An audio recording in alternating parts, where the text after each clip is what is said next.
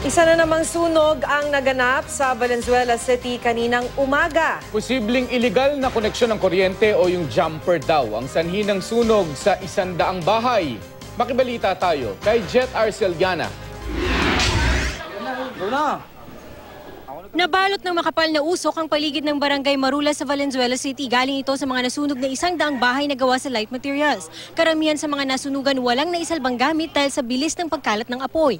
Base sa investigasyon, nagsimula ang sunog pasado alas 10 ng umaga kanina. Hinihinalang iligal na koneksyon ng kuryente o jumper ang sanhi nito. Dapat may approved plan, yung electrical plan yan eh. So pag nag-jumper ka, you are violating the design. Ganyan po yan.